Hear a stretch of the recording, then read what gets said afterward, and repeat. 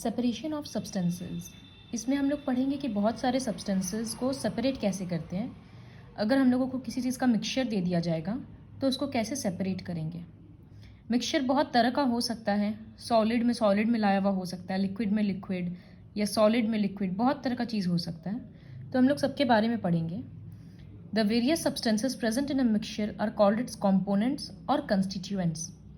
For example lemonade, नींबू पानी, तो उसका कंस्टिट्यूएंट्स क्या होगा? Water, sugar, salt and lemon juice. तो जो उसका जिस चीज़ से वो बना हुआ है उन चीज़ों को कंपोनेंट्स या कंस्टिट्यूएंट्स बोलते हैं। Classification of mixtures. Mixtures basically दो कैटेगरी का होता है, हेटेरोजीनियस और होमोजीनियस। हेटेरोजीनियस मिक्सचर का डेफिनेशन ये रहा, mixtures in which particles of the substances present can be easily seen are called heterogeneous mixture. Suppose हम लोग पानी में ऑयल मिलाते हैं तो हम लोगों को ऑयल और पानी का अलग अलग लेयर अच्छे से दिख जाता है, तो वो हेटेरोजीनियस है। अगर हम लोग चॉक को पानी में मिलाते हैं, चॉक पाउडर को, तो चॉक पाउडर ऊपर में फ्लोट करेगा और नीचे पानी रहेगा। डस्ट इन एयर हम लोगों को दिख सकता है, sand and iron feelings, sulphur और आयरन फीलिंग्स, पॉन्ड वाटर, उसमें अलग अलग चीज़ दिखता है। सॉइल में इतना तरह का छोटा बड़ा पत्थर, अलग अलग कलर का सब कुछ दिखता है। तो जिसका कंस्टिट्यूएंट्स हम लोगों को इजीली दिख जा रहा है और जो मिक्सचर यूनिफॉर्म नहीं है, कहीं कोई चीज़ ज़्यादा है कहीं कोई चीज़ ज़्यादा है, तो उसको हेटेरोजीनियस मिक्सचर बोलते हैं।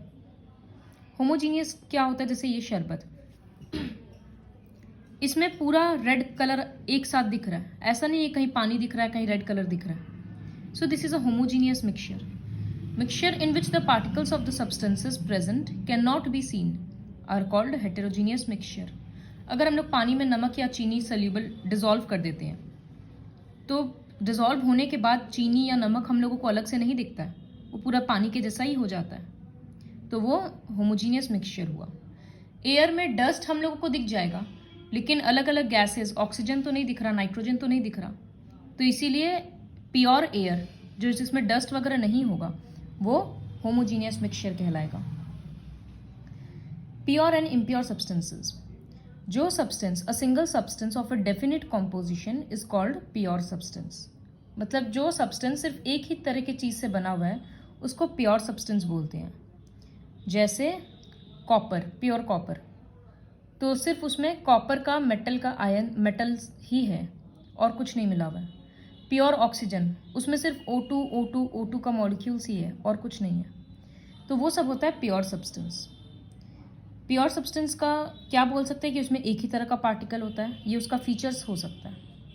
उसका मेल्टिंग पॉइंट और बॉइलिंग पॉइंट फिक्स्ड होता है, उसका एक पर्टिकुलर टेस्ट होता है, कलर होता है, स्मेल होता है, ओडोर। इम्प्योर सब्सटेंसेस क्या होता है? जिसमें दूसरा भी सामान मिला हुआ है कम बेसिक क्वांटिटी में, तो जिसमें बेसिकली इम्प्योरिटीज़ भी रहता है, उसको इम्प्योर सब्सटेंसेस बोलते हैं। तो उसका कोई पर्टिकुलर बॉइलिंग पॉइंट या पर्टिकुलर मेल्टिंग पॉइंट नहीं होगा, डिपेंड करेगा कि उसमें कितना ज़्यादा इम्प्योरिटीज़ है। Purpose of separating the constituents of a mixture. Mixture अगर है तो उसको अलग क्यों करना है? क्योंकि ज़रूरी नहीं है कि उसका सारा कंपोनेंट्स काम का ही है, या फिर ऐसा भी हो सकता है कि उसका अलग अलग कंपोनेंट्स काफ़ी यूज़फुल है तो उसको सेपरेट करके रखना ज़रूरी है। तो बहुत सारा रीजंस हो सकता है। तो हम लोग कैसे सेपरेट करेंगे? टू रिमूव एनी अनडिज़ायरेबल और हार्मफुल कंस्टिट्यूएंट। तो ये जैसे था कि कोई गंदा चीज़ है या हार्मफुल है तो उसको हटाने के लिए हम लोगों को मिक्सचर सेपरेट करना है। अगर किसी चीज़ का प्योर सैंपल चाहिए तो उसके लिए फिर मिक्सचर को सेपरेट करो। या फिर जैसे क्रूड ऑयल होता है, क्रूड ऑयल मतलब पेट्रोल ही होता है लेकिन उसमें बहुत सारा इम्प्योरिटीज़ और अलग अलग प्रोडक्ट्स मिला हुआ होता है। तो जब क्रूड ऑयल को सेपरेट किया जाता है तो उसमें से देखो कितना सारा प्रोडक्ट्स मिल रहा है। Diesel, kerosene, petrol, petroleum gas, lubricating oil, fuel oil, asphalt, tar, तो सब सेपरेट हो गया। इस प्रोसेस को फ्रैक्शनल डिस्टिलेशन बोलते हैं। बस नाम याद रखना है क्योंकि ये प्रोसेस डिस्क्राइब नहीं किया हुआ है बुक में। तो क्रूड ऑयल एक सामान था, एक लिक्विड था, लेकिन वो तब तक काम में नहीं आता जब तक हम लोग उसका फ्रैक्शनल डिस्टिलेशन करके अलग अलग प्रोडक्ट्स ना निकालें। तो एक प्रोडक्ट को यूज़फुल बनाने के लिए सेपरेशन ज़रूरी है। कभी कभी इम्प्योरिटीज़ बहुत रहता है तो उसको हटाने के लिए, ताकि प्योर सैंपल मिले, क्योंकि प्योर सैंपल मिलेगा तो ही उससे जैसे मेडिसिन रिसर्च इंडस्ट्रीज़ में तभी वो काम आ पाएगा। और जैसे खाना वगैरह चावल और जितना भी ग्रेन्स होता है वो सबको घर में पहले साफ़ किया जाता है, पत्थर वगैरह निकाला जाता है और जो भी इम्प्योरिटीज़ है। तो अनडिज़ायरेबल सब्सटेंसेस को हटाने के लिए भी हम लोग सेपरेट करते हैं। तो नेक्स्ट टॉपिक आता है methods for separating the constituents of a mixture. Separate करने के लिए क्या क्या मेथड है। मेथड बहुत सिंपल हो सकता है, हाथ से भी किया जाता है, बहुत सारा घर से ही हो जाएगा और बहुत सारा के लिए लैब चाहिए। तो अलग अलग मेथड्स अलग अलग टाइम पे काम आता है, तो वो हम लोग जब पढ़ेंगे तभी समझ आएगा। सबसे पहला सेपरेशन है सॉलिड फ्रॉम सॉलिड, मतलब दो सॉलिड मिक्सचर को कैसे अलग करेंगे। तो पहला मेथड है हैंड पिकिंग, मतलब हाथ से चुग कर देखो, एक एक दाना चुगा जाता है उसमें। तो अनवांटेड मटेरियल जो रहता है वो काफ़ी कम रहता है, तो इस वजह से हाथ से निकालने में ठीक है आधा घंटा लगेगा, 1 घंटा लगेगा, depending on the quantity, but हो जाएगा। और जो सामान हम हटा रहे हैं, सपोज गेहूं से, वीट से हमको पत्थर वगैरह हटाना है, तो वो अलग कलर का ही होता है। पत्थर कौन सा हो रहा है, ग्रे कलर का, ब्लैक कलर का हो रहा है। वीट कौन सा है, येलो के शेड में आ रहा है, येलो ब्राउन के शेड में। तो दोनों का कलर अलग है, इजीली छांटा जा सकता है, तो उसको हैंड पिकिंग के हेल्प से अलग करते हैं। तो जितना भी फूड ग्रेन्स में स्टोन्स होता है, इंसेक्ट्स वगैरह होता है, सब कुछ हाथ से छाना जाता है, तो उसको hand picking. Next sieving. Sieving मतलब इस तरह से चालनी से छाना जाता है। ये आटा वगैरह, वीट फ्लावर, आटा सेपरेटिंग चाफ मतलब I have see this is chaff. तो इसको दाना से, पाउडर से अलग किया जाता है। कभी कभी पीसते हैं, जब ग्रेन्स पिसाएगा तो कभी कभी ये भी रह जाता है, तो अलग करने के लिए काम आता है। तो सीविंग से होता है। उसके बाद जैसे हम लोग कंस्ट्रक्शन साइट्स में भी देखते हैं कि सीमेंट वगैरह को वो लोग छानते हैं, फिर छोटा बड़ा पत्थर को अलग करने में। इनफैक्ट ज्वेलर्स डायमंड का अलग अलग साइज को इससे ही अलग करते हैं। Next is winnowing. विनोइंग ऐसे ऊंचाई से ग्रेन्स को छाना जाता है, जिसके वजह से क्या होता है कि जो हल्का छिलका वगैरह होता है, चाफ होता है, हस्क होता है, वो दूर चला जाता है हवा के कारण, और ग्रेन्स जो एक्चुअली भारी होता है वो सीधा नीचे गिरता है, तो उसको बोलते हैं winnowing. Threshing. The process of separating grains from sun dried stalks is called threshing. तो वो फोटो एक्चुअली इसके लिए भी दिखाए थे, जिससे ये क्रॉप कट गया, ठीक है, ये हार्वेस्टेड क्रॉप है। अब सब में से एक एक दाना निकालना है, तो ये हाथ से नहीं निकलेगा, इसको पहले धूप में सुखा दिया जाएगा, फिर किसी चीज़ से अगर इसको ज़ोर ज़ोर मारेंगे तो इसका मैक्सिमम दाना सब अपने आप निकल जाएगा। That process is called threshing. तो वो मारने का प्रोसेस कभी हाथ से भी किया जाता है, कभी किसी एनिमल के हेल्प से, या एक मशीन आता है जिसको थ्रेशर बोलते हैं, उसके हेल्प से भी किया जाता है। So that is the see the process of separating grains from sun dried stalks is called threshing. हाथ से भी या पत्थर से या किसी भी चीज़ से बीट किया जाता है। तो ये सब हम लोग कैसे सेपरेट किए, सॉलिड से सॉलिड। नेक्स्ट सेपरेशन है इनसल्यूबल सॉलिड्स फ्रॉम लिक्विड्स। कभी कभी लिक्विड में सब चीज़ सल्यूबल नहीं होता, तो जो सल्यूबल नहीं हुआ वो तो एक अलग से लेयर बना लेगा, या तो वो लिक्विड के नीचे जम जाएगा या फिर वो ऊपर में फ्लोट करेगा, तो हम लोग इसीलिए वहाँ से सेपरेट कर सकते हैं। तो पहला मेथड सेडिमेंटेशन एंड डिकैंटेशन, ये हम लोग ऑलरेडी पढ़ चुके हैं क्लास 5 में। सेडिमेंटेशन मतलब जैसे मर्डी वाटर है, गंदा पानी है मर्ड का, तो उसको अगर थोड़ी देर के लिए छोड़ देंगे तो हैवी सब्सटेंसेस नीचे में सेटल हो जाएगा, उस प्रोसेस को सेडिमेंटेशन बोलते हैं। फिर उस बीकर को उठाएंगे और धीरे से टिल्ट करेंगे दूसरे में, तो उससे क्या होगा, इस तरह से ये मिक्स्ड वाटर है, छोड़ देंगे तो देखो अलग अलग लेयर बन गया, क्लियर वाटर ऊपर में, फिर बीच में थोड़ा बहुत गंदगी, नीचे में सबसे बड़ा बड़ा पार्टिकल्स। इसको धीरे से उठाए और एक ग्लास रॉड के सहारे से ऐसे डाल रहे हैं बिना डिस्टर्ब किए इस लेयर को, तो ऊपर से साफ पानी गिरते जा रहा है। फिर जब दिखेगा गंदा पानी आ रहा है तो हम रोक देंगे। तो सेटल होने देने को प्रोसेस को बोलते हैं सेडिमेंटेशन। इस तरह से उठा के जब ट्रांसफर करते हैं तो उसको बोलते हैं डिकैंटेशन। सेडिमेंटेशन अगर खुद से सेटल होगा सारा सब्सटेंसेस तो टाइम बहुत ज़्यादा लगेगा, तो टाइम को कम करने के लिए एक प्रोसेस होता है लोडिंग। देखो यहाँ मर्डी वाटर है, एक एलम मतलब फिटकरी, जो घर में मिल जाएगा, शेविंग के बाद लगाया जाता है।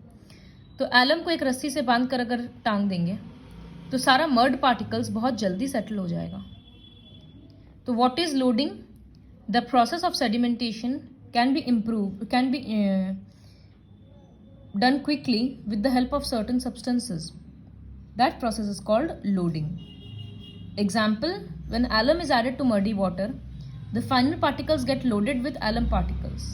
ये जो alum का particles पानी में निकल के जा रहा है, ये सब mud के आसपास लग जा रहा है और उसको heavy बना दे रहा है, तो वो settle जल्दी हो जा रहा है। तो इस तरह से separate किया जाता है।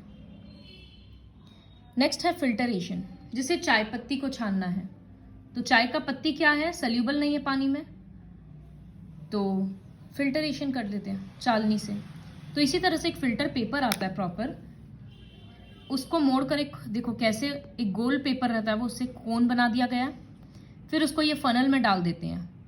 अब इसके ऊपर से हम लिक्विड डालेंगे जब, तो ये पेपर ही है, लिक्विड तो पास होगा, तो एक एक ड्रॉप करके लिक्विड गिरते जाएगा और जो भी सॉलिड चीज़ था वो ऊपर फिल्टर पेपर में ही रह जाएगा। तो एक टी स्ट्रेनर, देखो चाय छानना, ये सब फिल्टरेशन के अंडर ही आता है। फिल्टरेशन जैसे ऑरेंज का जूस वगैरह अगर निकालते हैं घर में, तो उसका जो पल्प होता है और बहुत सारा सामान होता है जो, तो वो लिक्विड जूस से वही होता है, कपड़ा में रख दिया जाता है और फिर उसको क्रश किया जाता है, प्रेस किया जाता है, तब जूस नीचे चला जाता है, पल्प वगैरह ऊपर में रह जाता है। तो अलग अलग तरह का कपड़ा होता है, म्यूसलिन क्लॉथ वगैरह से फिल्टरेशन किया जा सकता है। नेक्स्ट चर्निंग, घर में जैसे दूध से बटर निकलता है, घुमा घुमा के इतना रैपिडली घुमाया जाता है, मलाई से सॉरी क्रीम से बटर निकलता है, तो इतना रैपिडली घुमाया जाता है कि बटर हल्का है वो ऊपर में हो जाता है और नीचे में मिल्क का वाटर रह जाता है। So what is churning? The method in which lighter particles are separated from solid. Lighter particles of solid suspended in liquid is separated by rapid churning or by rapid spinning is called churning. Next, separating a soluble solid from its solution. अभी तक हम लोग कैसा solid separate किए? जो पानी में घुल नहीं रहा था, सल्यूबल नहीं हो रहा था, तो वो काफ़ी इजी हो रहा था क्योंकि फिल्टरेशन, सेडिमेंटेशन, डिकैंटेशन, लोडिंग, ये सब प्रोसेस से ही हो जा रहा था। अब हम लोग ऐसा सॉलिड्स के बारे में पढ़ेंगे जो पानी में सल्यूबल हो जा रहा है, तो उसको कैसे सेपरेट करें। सपोज पानी में नमक सल्यूबल हो गया, तो अब कैसे सेपरेट करें? फिल्टरेशन का तो फ़ायदा नहीं होगा, तो उसके लिए एवापोरेशन करना होगा। एवापोरेशन में क्या करेंगे? देखो, एक बर्नर से ऐसे पानी और सॉल्ट के मिक्सचर को गर्म किया जा रहा है, पानी एवापोरेट हो जाएगा, वो तो वेपर बनकर सारा उड़ जाएगा, वेसल में कॉमन सॉल्ट रह जाएगा। तो ये होता है एवापोरेशन। Next process condensation. हम लोग देखे हुए हैं कि अगर दूध बहुत ज़्यादा गर्म या किसी भी गर्म सामान में अगर प्लेट ढक देते हैं, तो बाद में जब प्लेट हटाते हैं तो उसमें पूरा लिक्विड ड्रॉप्स गिरने लगता है। तो ऐसा क्यों हुआ? क्योंकि जो स्टीम निकल रहा था, जो धुआं निकल रहा था, वो प्लेट में जाकर टच हो रहा है, प्लेट ठंडा है, तो वो सारा स्टीम वहाँ पर जाकर अपना एनर्जी लूज़ किया और लिक्विड बन गया वापस। तो that process is called condensation, the process by which vapour of any liquid is converted into liquid bye cooling is called condensation. तो इस प्रोसेस से भी अलग किया जाता है। Separation by using more than one methods. Suppose sugar और sand को मिक्स कर दिया गया, तो सैंड भी इतना महीन होता है, इतना छोटा होता है, और शुगर भी छोटा है, तो दोनों को हाथ से छानने बैठेंगे, अगर हैंड पिकिंग करेंगे तो बहुत टाइम लग जाएगा। तो इससे बेटर वे क्या है? पहले पानी डाल देंगे, तो सैंड क्या होगा? डिजॉल्व नहीं होगा, शुगर पानी में सल्यूबल हो जाएगा। उसके बाद जब हम लोग थोड़ी देर के लिए छोड़ देंगे तो सैंड पार्टिकल्स तो सेटल हो जाएगा, क्लियर सुपरनैटेंट सोल्यूशन। सुपरनैटेंट मतलब जो ऊपर में मिलेगा हम लोगों को, तो ऊपर में हम लोगों को सॉल्ट शुगर मिल जाएगा। जैसे इस बिकर में था खाली शुगर एंड सैंड, तो इसमें हम लोग क्या ऐड कर दे रहे हैं? पानी ऊपर से डाल दे रहे हैं, वाटर। वाटर डालेंगे तो एक पूरा वो मिक्सचर बन जाएगा। फिर अगर थोड़ी देर के लिए छोड़ देंगे तो सैंड तो सारा नीचे में मिल जाएगा। तो ये तो हैवी है, सारा सेटल हो जाएगा। ये ऊपर ऊपर के पानी में क्या रहेगा, यहाँ जो पूरा पानी था इसमें हम लोगों को शुगर मिलेगा। फिर जब इसको फिल्टर करेंगे, लेयर बन गया, अब इसको डिकैंटेशन करेंगे तो सारा सैंड तो इसी बीकर में रह जाएगा, दूसरे बीकर में पानी आ जाएगा। देखो फिल्टर भी कर सकते हैं, तो फिल्टर करने के बाद भी कुछ कुछ रेसिड्यू रह जाएगा, उसको वापस हम पुराना में सैंड के साथ मिला देंगे। और सैंड के साथ सैंड तो बालू तो थोड़ा गीला हो गया क्योंकि वो पानी में था, तो उसको हम हीट करके ड्राई कर सकते हैं, तो हमको ड्राई सैंड मिल जाएगा। और इधर मेरे पास पानी बचा था जिसमें चीनी मिला हुआ है, तो हम उसको एवापोरेट करेंगे तो शुगर मिल जाएगा। तो हम लोग इसमें 2-3 प्रोसेस मिक्स किए एक मिक्सचर को सेपरेट करने के लिए। तो ऐसा भी किया जाता है जब बहुत सारा सामान एक जगह पे मिलाया हुआ रहता है। Preparation of pure common salt from impure sample of common salt. Impure common salt जैसे हम लोगों को सी वाटर से मिलता है, तो इम्प्योर कॉमन सॉल्ट है, उसमें पानी डालकर उसको घोला जा रहा है, फिर उसको छाना जा रहा है, फिल्टर किया जा रहा है, तो काफ़ी सारा इम्प्योरिटीज़ ऊपर में रह गया। अब इस सोल्यूशन को हम लोग एवापोरेट करेंगे, तो पानी तो एवापोरेट हो जाएगा, प्योर सॉल्ट बीकर में रह जाएगा। Water as a solvent. Water को यूनिवर्सल सॉल्वेंट बोलते हैं क्योंकि वो बहुत सारा चीज़ को अपने अंदर सल्यूबल कर लेता है, मतलब बहुत मैक्सिमम चीज़ पानी में सल्यूबल होता है, इस वजह से उसको यूनिवर्सल सॉल्वेंट बोलते हैं। बट बहुत सारा ऐसा भी है जिसको नहीं, जो सल्यूबल नहीं होता है, उसके बेसिस पे हम लोग सल्यूबल एंड इनसल्यूबल सब्सटेंसेस ऑलरेडी पढ़ चुके हैं। तो पानी किस हद तक किसी चीज़ को सल्यूबल करेगा उसका भी एक लिमिट है। सपोज हम पानी में 1 चम्मच चीनी डालें तो वो पूरा सल्यूबल हो गया, फिर हम पानी में 2 चम्मच चीनी डालें वो भी सल्यूबल हो गया, इस तरह से 3 डालें वो भी सल्यूबल हो गया। अब जब 4th स्पून शुगर ऐड कर रहे हैं तो वो सल्यूबल नहीं हो रहा। इसका मतलब वाटर का भी एक लिमिट होता है। A given volume of water can dissolve only a certain amount of a substance. उसके बाद अगर हमको चीनी सल्यूबल करवाना है तो हमको पानी को गर्म करना होगा, क्योंकि गर्म करने से पानी का सल्यूबिलिटी बढ़ जाता है। तो इसके बेसिस पे बहुत सारा डेफिनेशन आया। सबसे पहला definition solubility, the limiting amount और द मैक्सिमम अमाउंट भी बोल सकते हैं of any substance that water can dissolve at any temperature and pressure is described as solubility. तो सपोज हम बोले थे कि एक ग्लास पानी में 3 चम्मच सल्यूबल हुआ, तो that 3 spoons will be the solubility of sugar in water, वो 1 ग्लास पानी के लिए। फिर क्या बोले थे कि टेम्परेचर बढ़ाएंगे तो सल्यूबल हो जाएगा।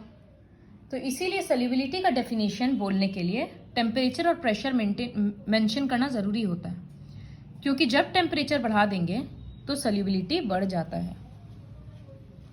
फिर हम ऊपर जो चीज़ सल्यूबल हो रहा है उसको सॉल्यूट बोलते हैं। तो शुगर हम डाल रहे थे तो sugar is the solute. Sugar और पानी दोनों मिलकर एक सोल्यूशन बनाया, एक स्वीट सोल्यूशन, तो that is solution.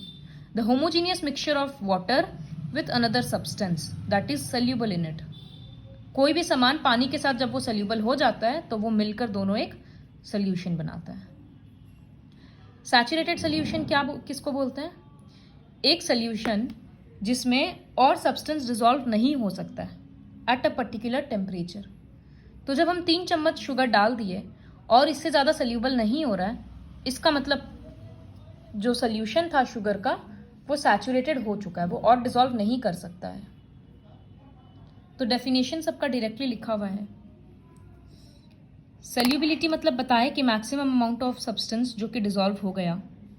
The maximum mass of solute that can be dissolved in 100 gram of the solvent at any specified temperature is called its solubility।